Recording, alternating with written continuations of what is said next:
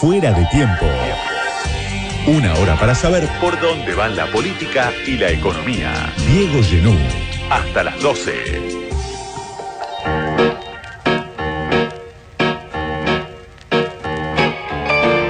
Melina Barna-Boglou es poeta, escribe en Filosofía Ancó, un portal que depende de la editorial española Herder, y acaba de publicar en ese mismo sello un libro que se titula Susan Sontag.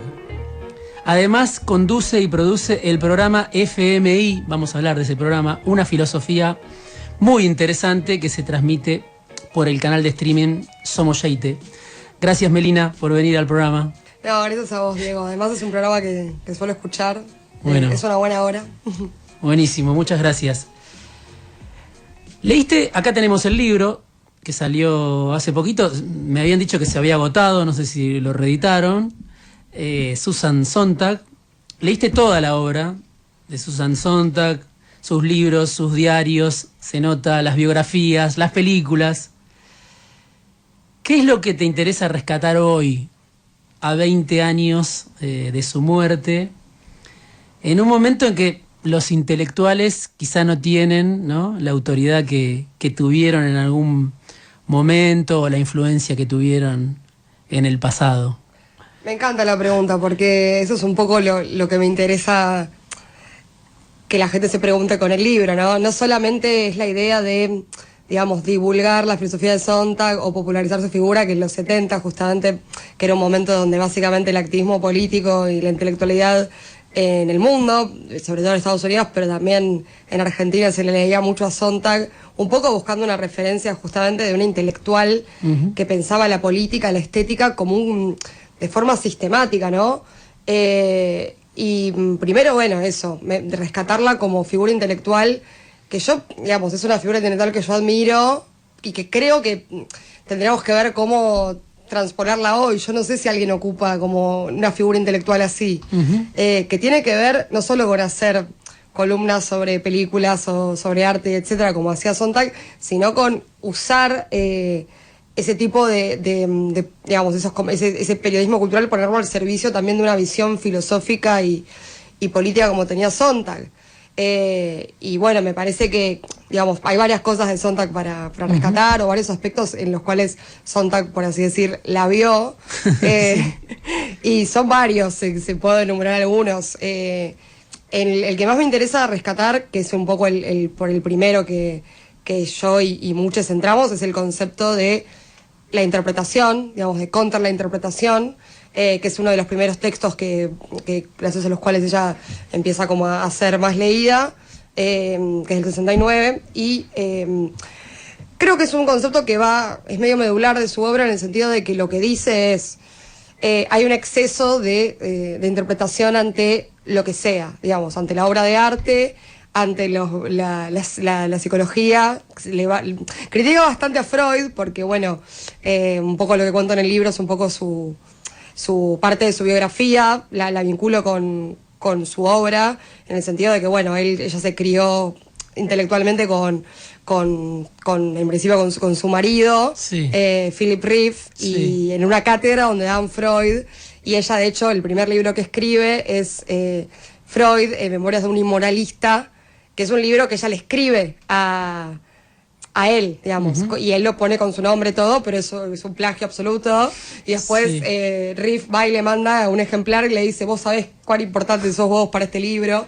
Entonces, bueno, ahí empieza su enemistad, digamos, con todo lo que tenga que ver con pensar que hay un contenido manifiesto y un contenido oculto, por así decir. Porque eso, y por qué me parece interesante traerlo ahora, este aspecto, hay un montón más. Sí. Pero porque daría la sensación de que ahora todo el tiempo, o sea, de que teníamos siempre que interpretar y tener una opinión sobre las cosas antes de hacer experiencia de las cosas. Y pasa con todo, pasa con las imágenes, pasa con las noticias. Digo, ya es como si todo ya lo supiéramos de algún modo. Sí, está exacerbado hoy, ¿no? Es el reino de la interpretación, el reinado de la dictadura, sí, de la opinión, ¿no?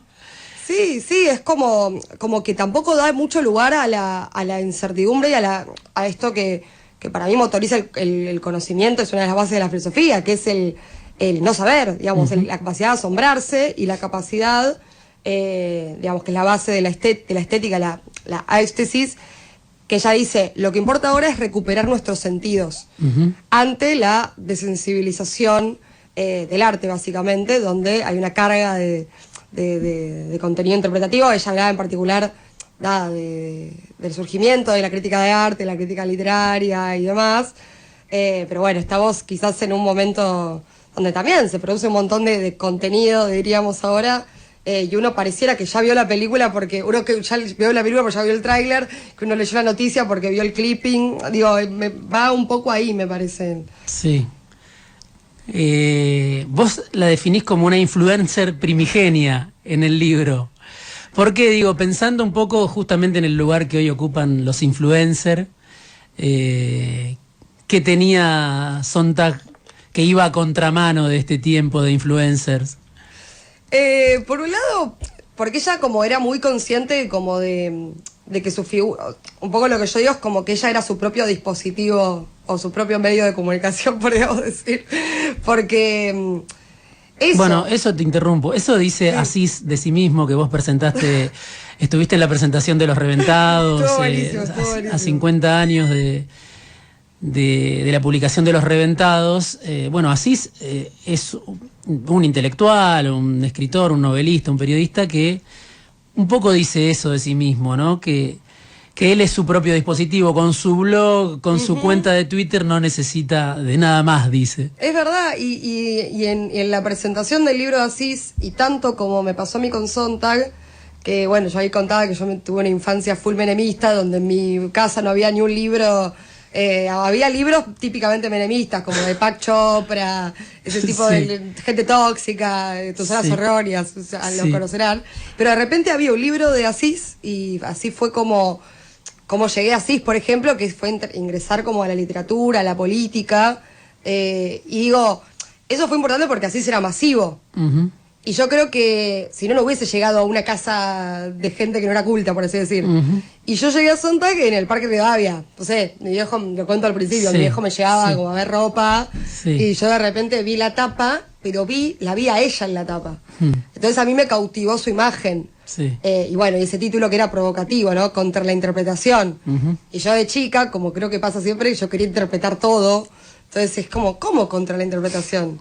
Entonces, bueno, la construcción de imagen, para mí, de la figura intelectual es importante, pero yo siento que ahora se piensa más en la imagen como dispositivo, o sea, como cosa subsidiaria del pensamiento, y yo creo que justo estos dos ejemplos es al revés. Como yo quiero que mi pensamiento llegue, tengo que construir una imagen. Yo creo que acá solamente hay gente que solo quiere construir la imagen por la imagen misma. Sí. Y eso es un poco la diferencia. Bueno, el otro ensayo es sobre la fotografía, que un poco, ¿no? Trata de eso. El reinado de la imagen también, ¿no? Un poco la imagen como reemplazo de la experiencia, en alguna medida. Sí, ese texto es súper importante, digamos. Quizás es el texto que más se lee en las carreras de cine, de visuales y demás. Y ahí también tiene que ver con esto de la desensibilización, porque ella dice, bueno, ok, las imágenes, el surgimiento del fotoperiodismo y demás, es súper importante como testimonio. Ella dice que la fotografía es una forma de agresión, porque claro, por un lado genera impacto y sensibiliza, pero llega un momento donde pasa un poco esta misma operación. Yo creo que por ver la imagen estoy participando del conflicto, digamos. Ya dice habla de las imágenes de la cárcel de Abu Ghraib en Irak. Y yo creo que diría lo mismo de las imágenes que circulan constantemente del genocidio en Gaza, ¿no? Como las vemos y ya es tan abyecto todo que nos desensibiliza. O de la represión a los jubilados en Argentina. Sí, de hablar. Mañana, en lugar de mirar la tele, ¿por qué no vamos, nos acercamos a las 3 de la tarde ahí al Congreso? Vos haces un recorrido, bueno, en realidad repasás, bueno, el paso de Sontag por distintas universidades, ¿no? De todo el mundo, Berkeley, Chicago, Harvard, Oxford, la Sorbona. Y decís, si se hubiera quedado en la universidad, no hubiera sido la que llegó a ser, ¿no? Y lo importante que fue para ella la bohemia en Nueva York. La pregunta sería, cuál es el ámbito alternativo hoy, ¿no? En este aquí y ahora, que completa a las nuevas generaciones, si querés, más allá de la academia, más allá de la universidad, de los lugares donde supuestamente vamos a aprender, de dónde te podés nutrir para completarte, enriquecerte o mirar desde otro lugar. Es súper interesante la pregunta porque es lo que me pregunto todos los días, básicamente, haciendo el programa y demás, cuando hablemos de eso. No, como que, o sea, por un lado es difícil tener un discurso como antiacadémico o antiintelectualista hoy, porque me parece que justamente lo que tenemos enfrente es una avanzada antiintelectual y antiacadémica, antieducación pública, entonces para mí hay que defenderlo, digamos, es importante que se pueda acceder a la universidad y digamos, que la filosofía, el pensamiento, la literatura se pueda ejercer en un ámbito, digamos, de educación formal, por así decir. Pero es cierto que aquella formación que adquirimos ahí muchas veces desborda nuestros intereses, digamos. Y creo que era el caso de Sontag, o es mi caso, o es el caso de muchos. Ella tiene una frase que es una reversión de una frase de Ginsberg que dice: he visto a las peores mentes de mi generación arruinadas por la academia. Sí. Bueno, con todo el bemol que acabo de decir con respecto a la academia, creo que, claro, el ejercicio de la filosofía es algo muy divertido. O sea, que es básicamente se basa en la disputa, en el diálogo con el otro no está de acuerdo, en convencer al otro. Y eso ocurre en la universidad, pero bueno, la clase empieza y termina. Qué sé yo, a veces es más interesante lo que pasa por fuera del aula, ¿no? Y por fuera de la universidad también me parece que lo importante es como encontrar formas de conectar básicamente con... Porque no es como con quien no tuvo acceso y por lo tanto bajamos, ¿no?, el conocimiento a otros como si nosotros lo tuviéramos. Sino es tratar de conectar con todo aquello que no es lo que nosotros estamos acostumbrados a estudiar. Ok, yo soy especialista en Platón, pero puedo explicarle Platón no sé, a alguien que por primera vez lo lee, a alguien que tiene... Puedo explicar cuál es el dilema de la muerte en el Fedón, porque se puede explicar claramente. Yo creo que se puede explicar, porque son cuestiones fundamentales sobre las que todos tenemos algún tipo de interés. Y en el caso de Sontag también tiene que ver con el arte, porque claramente no...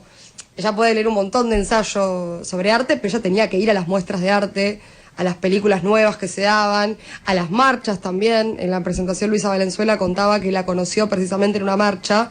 Entonces, es un poco escribir como uno dice que debe vivir, porque también veo mucha impostura ahora mismo como intelectual de decir, bueno, tipo nos autocriticamos y decimos, ay, nadie está yendo a las marchas y nadie está comprometiéndose políticamente, y es como, ¿cómo? No sé, básicamente educar con el ejemplo me parece que es importante, ¿no? Como... Te quiero preguntar por el programa que haces en Yeite, un programa que se llama, como decíamos, Una filosofía muy interesante. Le debe su nombre a Patricia Bullrich, por supuesto, la ministra de Seguridad. FMI, Una filosofía muy interesante. Y vos decís que la batalla filosófica hoy es crucial y el humor político es una herramienta, ¿no? Las dos cosas están en el programa, el humor político, la filosofía como campo de disputa. ¿Por qué decís eso? ¿Por qué pensás que pasa por ahí hoy, por la batalla filosófica discursiva y por el humor también, ¿no? Sí, o sea, la frase daba me parece que estaba ahí en bandeja para que alguien hiciera un programa de filosofía. Frase de Bullrich en campaña, ¿no? Sí. Y además ella ahí, de hecho el primer programa, que está disponible para ver, yo lo que hice fue explicar, o sea, puse el audio de Pato y hice como una especie de exégesis de lo que ella quiso decir con la filosofía muy interesante. Y un poco la respuesta de todo el programa es entender qué quiso decir Patricia Bullrich con una filosofía muy interesante, que es una filosofía centrada en el ser humano, que atañe a su bienestar, su educación. Bueno, dice una serie de cosas que uno podría pensar, bueno, pensemos en las preocupaciones del ser humano, no sé. No, y tiene que ver un poco con la anterior pregunta, como que es como, ¿cómo hacemos para correr los límites de aquellos que no están de acuerdo con nosotros? Porque siento que ese es el problema que tenemos, sin dejar de ser nosotros mismos, ¿no? También lo escuchaba a un filósofo, Diego Stulzberg, que él decía, tenemos que ser cada vez nosotros mismos, tenemos como que defender nuestro vocabulario, nuestros autores, nuestros conceptos. O sea, a mí no me gusta la idea de tener que moderar el discurso para convencer al otro. Al contrario, yo te voy a dar algo radical, algo absurdo, a mostrarte vivo, no sé, desde imagen del Holocausto a represión a jubilados, no sé, el otro día vino Osvaldo Baigorri a conversar sobre el ocio y vimos imágenes de la huelga de los crotos en Mar del Plata. Sí. Digo, son materiales que por ahí salen un poco del radar, que sirven para conectar con ciertos conceptos filosóficos. Va a contramano de la idea de que... Yo lo llamo el imperativo de centro, ¿no? Durante muchos años se habló de la necesidad de un consenso. Y uno puede decir, Milei es el fracaso del progresismo, es el fracaso del peronismo, es el fracaso del kirchnerismo, pero también es el fracaso del centro, ¿no? Que era la alternativa que se proponía para dejar atrás al kirchnerismo. Después de Macri no vino un Larreta, vino un Milei. Claro. Vino algo más radical en esa cepa, ¿no? De la derecha. Sí, por eso, frente a eso, me parece como que la estrategia política, comunicacional, estética, tiene que ver con eso, hacerle ahí al juego, hacerle gole al centro y tratar de construir una enemistad, que es otra cosa que también vienen hablando muchos intelectuales. Santucho creo que lo trae siempre, esto de la enemistad. Ellos nos odian. Entonces, igual no digo odiar al joven libertario sobre todo, porque también esto de la batalla filosófica viene por esto. Yo me sorprendí con la cantidad de discusión filosófica que hay entre los libertarios, entre los jóvenes libertarios, entre los foros de debate de filosofía libertaria en particular. Porque, digamos, no salió de un repollo esto de que de repente tengamos un presidente que habla de la escuela austríaca, que es algo completamente perimido, de von Mises, de Murray, etcétera, y que le pone esos nombres a sus perros. De hecho, en el programa yo tengo mi bastón presidencial con las 5 perras de la filosofía. Sí. Que una es Sontag, están otras, Simone Weil, Sila Federici, en fin, están ahí. Pero digo, esto viene de años y años de un movimiento, yo no sé si espontáneo, pero es chicos que estaban buscando justamente un tipo de pensamiento radical sobre sí mismos. O sea, por algún motivo les resulta más atractivo eso. Empalma mucho con la generación sin futuro y todo lo que podemos hablar de eso, pero realmente empalma con cierto horizonte generacional la filosofía liberal, libertaria, que apela al individualismo, apela a la supervivencia por uno mismo, digamos, eso, a saberse que pueda, ganar plata. Digamos, no está ese espíritu comunitario en las generaciones anteriores. Eso es lo que a mí me preocupa. ¿Cómo hacemos para mostrar que la filosofía sí se hace con otros? No es algo que vos lees para llenarte de odio, luchar contra los demás, no sé. Es como, me encontré con eso y dije, bueno, hay que dar la batalla filosófica a esto. Hay una de las entrevistas que hiciste con Damián Guiñazú, que ahí hablaron, ¿no? Un poquito sobre esto de los votantes de Milei y el error de la división buenos y malos, ¿no? Ellos son los malos, nosotros somos los buenos. Y él dice, hay que tener 17 años y votar a Massa, ¿no? Claro. ¿Cuáles son los puntos de contacto que vos ves con esos jóvenes, con esa generación que encontró en Milei, no sé, un punto de fuga o se sintió identificada? Para poder pensar en una cosa distinta más adelante. Que los incluya, que no sé, que arme un... Es que ese es el tema. Hay oyentes libertarios del programa, por ejemplo. Sí. Porque una vez hice un reel sobre cuando fue lo de Logan, que bueno, sigue siendo porque todavía no sabemos qué pasó. Hice un programa dedicado a niñez, vamos a hacer uno dedicado a vejez, y vamos a hablar de todo el tema del veto y jubilados pronto.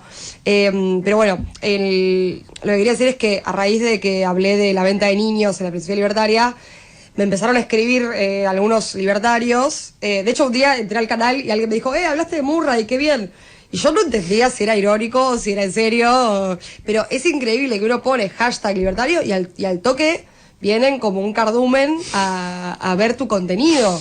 Y eso no pasa de nuestro lado. Entonces me pregunto un poco por qué. Ellos están tan atentos a lo que se dice de sí mismos, o sea, Ujú. y lo defienden y lo disputan, y si te tienen que trolear, lo hacen, pero por suerte son todos muy respetuosos. Son oyentes En tu libertarios. caso, en tu caso. Sí, hablamos un montón, todo. Pero bueno, quizás la pregunta de la generación, de por qué la filosofía libertaria, y en particular Milei, primero a algunos no les gusta Milei. Como que les gusta la filosofía libertaria, pero creen que Milei ha desviado el proyecto, por así decir. Algunos son anarcocapitalistas, entonces no les gusta directamente que Milei se haya presentado a elecciones. En fin, hay todo un espectro. El punto es que no son todos lo mismo. Y no todos son homofóbicos, no todos son conservadores. El tema es que hay que, humanizar a esos chicos y darles, primero, escucha y después discusión. Porque si no es como lo mismo, es como que sobreinterpretamos lo que ya son y se arma un estereotipo, que es algo que decía también Sonda, que con la interpretación o la metáfora se arma un estereotipo moral de esa persona, digamos, para vincularlo, pero como que sirve para desactivar. La única manera de desactivar esa operación es hablar concretamente con ellos.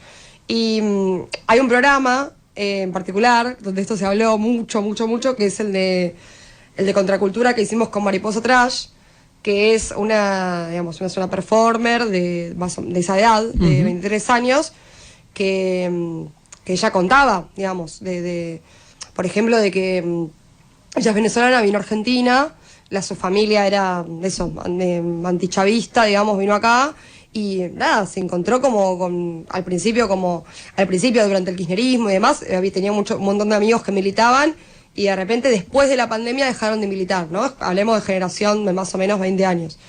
Y ella decía, si vos entraste a la pandemia cuando tenías 20 años y lo único que viviste fue la última etapa del kirchnerismo y el macrismo, ¿qué concepto, ¿por qué votarías a Massa? Sí. ¿Por qué? No hay Bueno, ahí motivo. justamente, ¿no? El progresismo como statu quo conservador, que es rechazado, eso está en el libro. A mí no me gusta el título, Están entre nosotros. Ese título no me gusta. Creo que el libro tiene muchas cosas interesantes, pero la idea de el progresismo como un statu quo conservador es algo que plantea, por ejemplo, Melina Vázquez, que es una de las autoras del libro, el de Pablo Semándigo.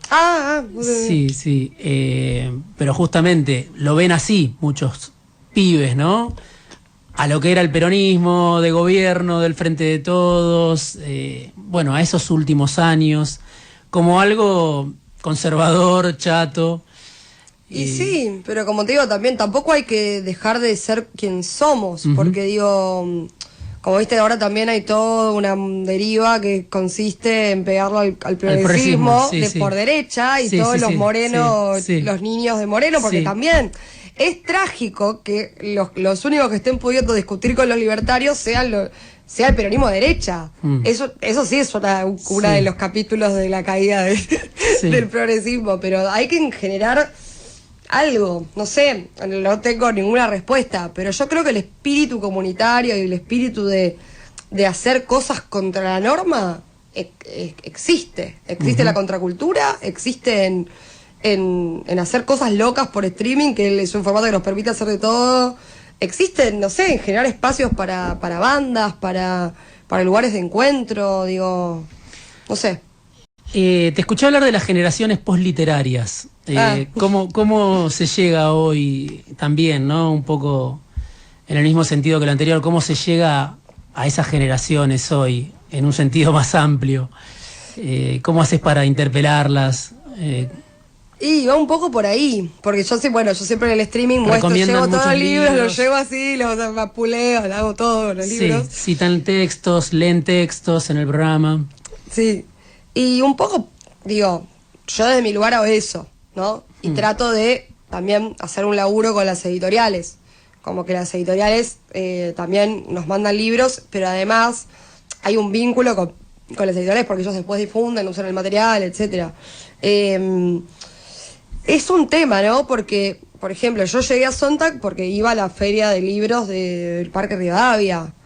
Hoy, si yo tuviera la edad que yo tenía cuando la descubrí a Sontag, me hubiese llegado por un reel, quizás, no sé. Hay hay maneras de llegar a los libros que quizás no son tan directas como antes. Yo fui librera muchos años, casi de los 20 a los 30, y bueno, vi de pasar de todo, digamos, y la verdad que la cultura libresca de nuestro país es enorme, y yo creo que se va trasvasando. El tema es que ahora también está muy caro, es casi es un objeto de élite el libro, pero sin embargo es fundamental. Por esto que decía de los espacios de encuentro, porque no es lo mismo si yo te veo en el celular viendo un reel de Sontag que si yo estoy en una plaza y veo que alguien tiene un libro y me da, o sea, es distinto. Si veo que dos personas están compartiendo un libro y yo me da curiosidad y digo, ¿qué es? Pero bueno, por eso es importante pasar a la presencialidad, por empezar, ¿no? Sí. Hay una frase que rescatás en el libro de Renacida, Diarios Tempranos, de Sontag. Dice Sontag: me importa un comino la acumulación de datos de cualquiera, salvo en la medida en que sea un reflejo de la sensibilidad que exijo, ¿no? Otra vez, ¿qué pasa hoy con esa sensibilidad, con los nuevos modos de sensibilidad? ¿Dónde se construyen? ¿Dónde se incuban? Está buena, está buenísima esa frase. Los diarios de ella son también lucidísimos. Contra el saber, ¿no? Un poco, un saber insensible. Exacto. Sí, es que cuando ella habla de esa famosa frase también de Sontag que dice: antes que una hermenéutica del arte necesitamos una erótica del arte, se aplica a todo, ¿no? Se aplica a, por ejemplo, en La enfermedad y sus metáforas, que para mí es otro de los textos clave, junto con El SIDA y sus metáforas.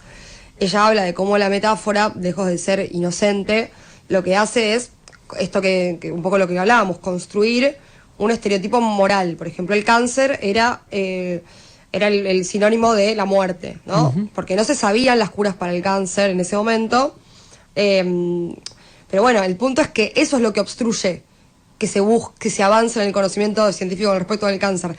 Toda esa nube de data y de sobreinformación y demás que nos genera esta sensación de ya saber, ¿no? De ya saber, como si ya supiéramos todo, y entonces no hubiese necesidad de buscar la verdad, de buscar la ciencia, de buscar el amor siquiera. O sea, es como también pasa en las apps, qué sé yo, me voy a cualquier lado, pero digo, pasa en las apps que ya pareciera que yo conozco a la persona, y no es así. O sea, tenés que entrar en contacto con la experiencia y ver qué te dice la gestualidad del otro. Digo, no sé, y lo mismo con las obras de arte, y lo mismo creo con la política, porque está esta situación que nos está desensibilizando también, que es que, por un lado, vemos datos alarmantes de cómo sube la inflación, bueno, todo lo que acabas de decir, pero a veces es como que el dato es como que decís, ok, ¿y qué hago con el dato? ¿Cómo veo concretamente? Yo creo que en este momento eso es como que no quisiera que nos convirtamos como en meros espectadores, ¿no?, de la política, y de cómo el arte se va derechizando y de cómo el periodismo se va volviendo cada vez más banal, menemista y demás. Digo, porque si no nos quedamos en nuestro lugar como criticando eso, y lo que quizás ella habla de construir una nueva sensibilidad. Ya lo decía en los 70. Ahora por ahí sea un poco más difícil. Vos haces mucho el link, Milei, menemismo, ¿no? No sé cómo lo recordás, decís en mi casa, en los años 90, pero ves en Milei una revancha del menemismo, un revival, ¿qué es? No, creo que es algo peor, mucho peor, con la conciencia que yo tenía del menemismo de esos años. Sí. Pero lo que voy es que apela, no, yo creo que es peor porque, ponele, mis papás eran personas como sin formación política, que no les, digamos, porque Menem era Menem era peronista, pero les encantaba los gorilas, digamos, ¿no? Podemos coincidir en eso. Sí. En cambio, Milei es radicalmente antiperonista y apela a los gorilas, yo creo. Pero también apela a todo el sector despolitizado. Entonces tiene las dos cosas, tiene la apatía y tiene el odio. Entonces tiene una base popular que lo emparenta con el peronismo, ¿no? ¿Cómo? Y tiene sectores bajos que lo votan, que en su momento trabajadores precarios. Que lo emparenta con el peronismo como... Con su base, con la base histórica, claro. Con la base histórica. Bueno, pero Baigorria contaba el otro día, en el último programa, que él hizo toda una... hizo recorridas Sí, como hacemos sí. muchos de olla popular en la calle. Sí, lo vi, y sí. que había gente que vivía en la calle que odiaba el peronismo, que no se quería dar la vacuna porque eran peronistas y que tenía carteles de Milei. Ujú. Sí. No sé cómo llegamos a eso, a la raigambre popular de Milei. Yo creo que es por descuido de un proyecto popular. Porque en sí Milei no representa lo popular. Representa otros intereses, pero lo particular es que tiene... Pero tiene odia a votos. los pobres. Sí, sí. Odia a los jubilados. Odia a los niños. Tiene votos de los que podrían ser sus víctimas, ¿no? Eso es lo que me parece sí, muy Sí. perverso. Porque, o sea, Menem gobernaba y para la clase que se decía defender. Lo decía.